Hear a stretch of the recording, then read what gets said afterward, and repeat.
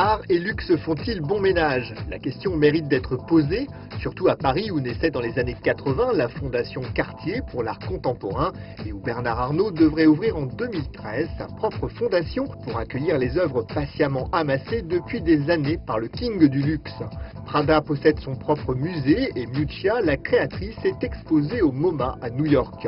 L'art contemporain et la mode n'ont jamais été aussi liés. Les artistes participent parfois même directement aux collections, comme l'ont fait Stephen Sprouse ou le japonais Murakami avec Vuitton, ce que Cartier n'avait jamais osé. Au cœur du sujet, la marque au monogramme est d'ailleurs particulièrement active. Donc en fait, l'espace culturel a été créé il y a bientôt 6 ans. On vient d'ailleurs de faire un livre sur les 5 ans de l'espace. Et les 5 ans de l'espace, ce sont maintenant les 6 ans. Parce que l'espace a ouvert en janvier 2006, dans un endroit qui surplombait donc ce fameux immeuble des Champs-Élysées, où est la maison des Champs-Élysées. Et l'espace qui n'était pas l'espace à l'époque, était tout à fait vide. Et Yves Carcel a décidé d'en faire un espace culturel, donc espace culturel Louis Vuitton, avec une liberté immense d'inventer l'histoire qui allait être racontée. En fait, c'est un espace qui raconte des histoires autour de la marque et des histoires essentiellement du voyage, évidemment. Donc il a fallu tout inventer, tout imaginer. Vous avez vu ce endroit qui est complètement dans le ciel. Donc tout est beau, tout est grand, tout est vaste. Mais après, il fallait remplir l'espace. Et comment? Et sur quel fil surtout? Quel est-on emprunté comme fil rouge? Donc au-delà du voyage, l'idée a été d'emprunter en fait des routes un peu comme Louis Vuitton l'a fait toujours lui-même. Et des routes aventurières, des routes défricheuses, des routes qui poussaient loin des frontières. Et donc nous sommes partis comme ça un peu au bout du monde, dans des scènes artistiques qui étaient à l'époque peu connues, beaucoup moins connues. La marque Louis Vuitton nous permet de faire cet espace et donc d'enrichir 3 fois par an, comme je vous l'ai dit, et au-delà de ça, je vous raconterai un peu tout ce qui se passe autour des expositions, permet d'enrichir le propos. Donc le fil rouge, le voyage lointain, et donc donner la parole et donner la lumière surtout sur des artistes peut-être moins connus, qui d'ailleurs maintenant le sont devenus, parce que quand on est parti à Moscou il y a 5 ans, la scène artistique était peu connue. En 2005, Louis Vuitton inaugure sur les Champs-Élysées un immense flagship store. Mais la maison y ajoute un supplément d'âme, un espace d'exposition accessible par un ascenseur conceptuel dessiné par Olafur Eliasson. Au 7e ciel, cet endroit unique abrite des expositions qui tournent autour de la notion de voyage, chère à Vuitton, et explore de nouveaux territoires de la création contemporaine. Il est unique, l'espace culturel est unique.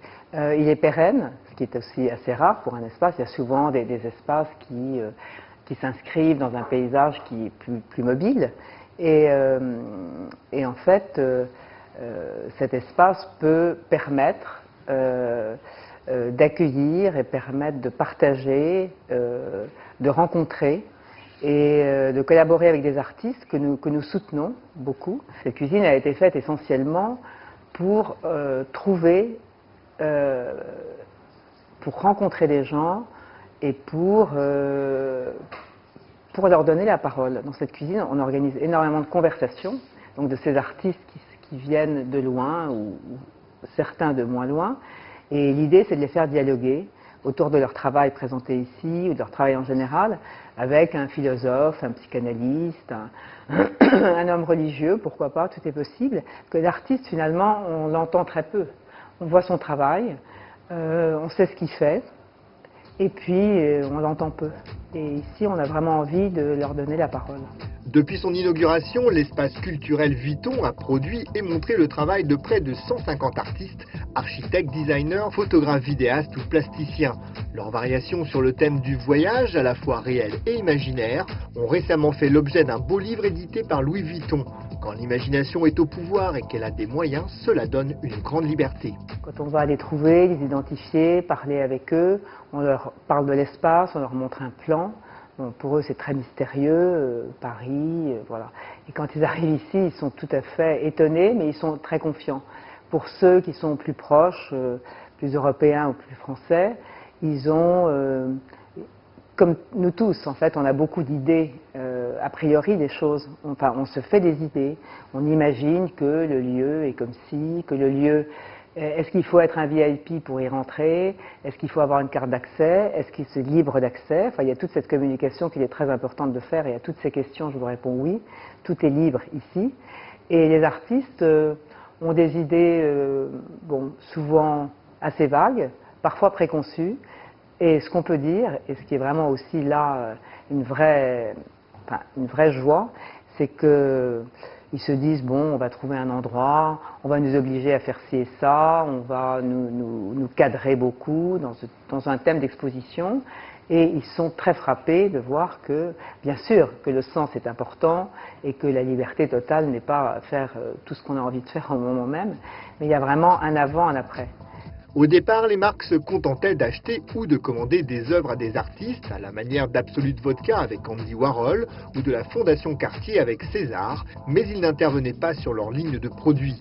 Les temps ont changé, le japonais Murakami dessine des sacs à main, Damien Hirst une malle aux papillons pour Vuitton, l'architecte Zaha Hadid crée un module de mobile art pour Chanel. Designers, architectes signent des boutiques, des immeubles pour Hermès ou LVMH, Prada ou Gucci. Des œuvres sont exposées dans les magasins, les vitrines même deviennent des œuvres d'art signées par des vidéastes ou des plasticiens. Chez Vuitton, le travail effectué par l'équipe de l'espace culturel parisien irrigue, nourrit la philosophie de la marque dans le monde entier.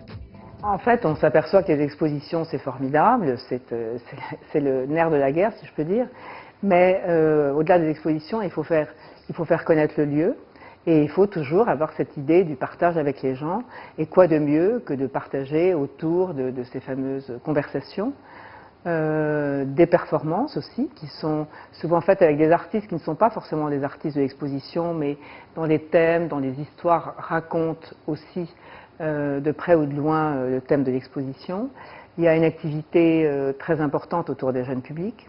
Donc c'est mon souhait, participer à cet enrichissement des collections, de la présence des artistes dans les magasins, c'est évidemment notre souhait le plus cher, toujours dans la même démarche que l'artiste, on a envie qu'il soit le plus vu et le plus reconnu possible.